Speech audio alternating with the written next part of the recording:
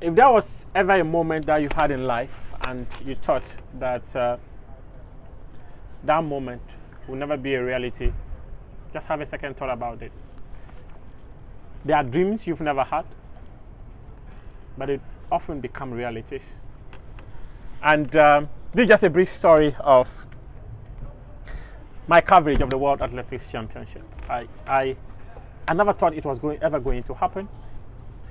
I do recall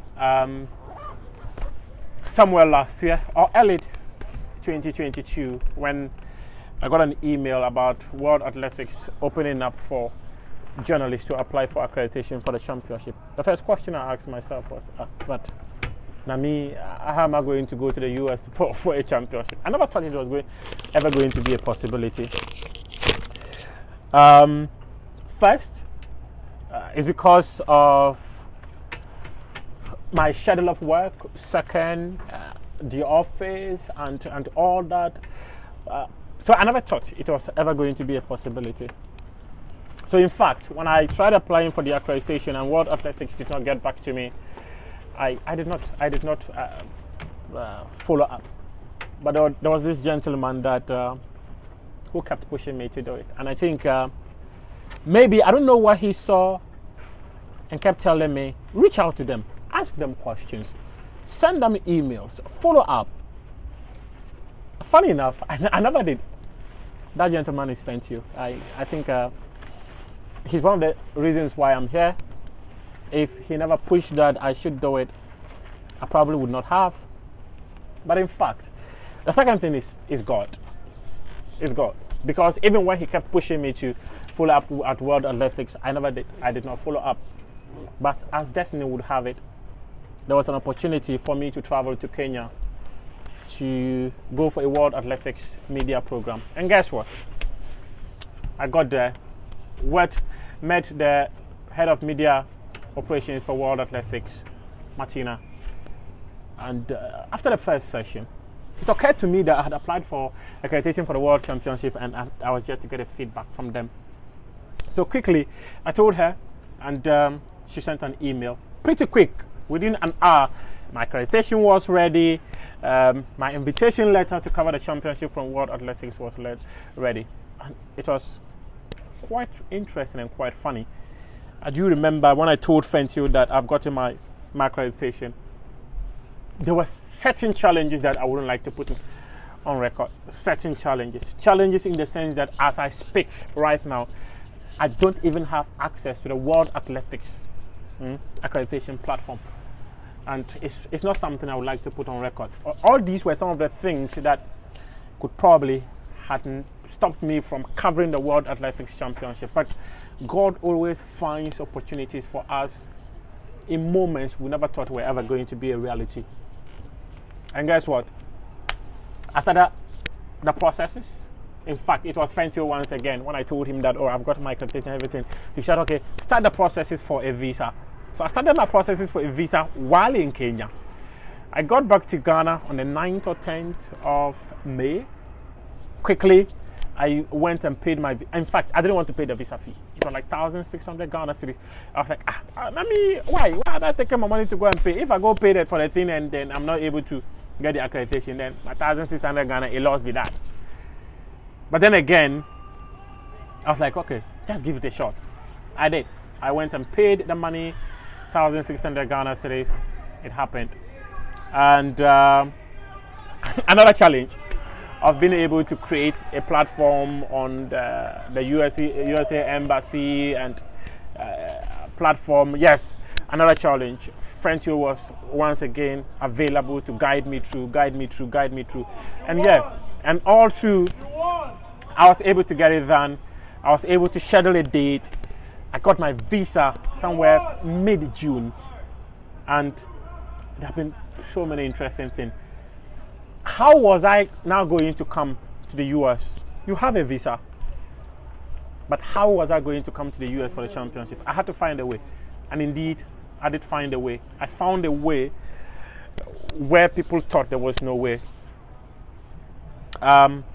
Fentio once again put in word for me within some people who could help me. And guess what?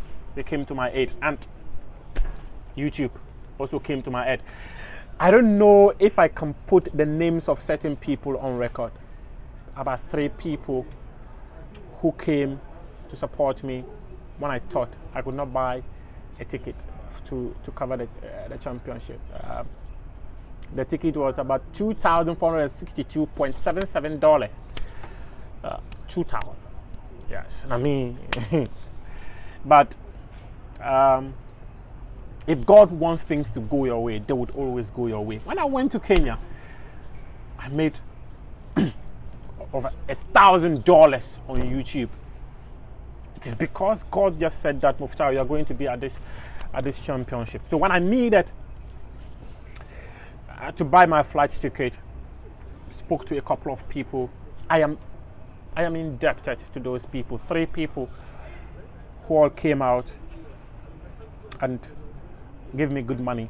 I don't know if I should put the figure on record, but yeah, I got good money.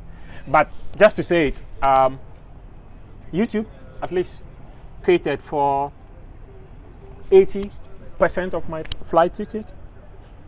So tell someone, to another person, to subscribe to my YouTube channel, because it kind of paid off. God found a way of letting it happen for me. So 80 to 90% of my flight ticket was bought by YouTube, and I had other generous people. And whenever they heard that I was going to the World Championship, they came to my aid. And yeah, I bought a flight ticket. Like I mentioned, $2,462.77. In fact, it was more of using my investment, because I needed to get part of my money from my investment to be able to come and do this. I needed the experience. It's something that I really need. A major championship for a young man like myself to ever be here. And trust me, today I can tell my children that I was at the Hayward Field Stadium when Ghana 4x100 meters relay team broke, shattered, obliterated a national record set by themselves. The quartet of Benjamin Azamati, Joseph Paul Amoah, Sean Samfoentry, Joseph Menu. What a group of athletes Ghana have got.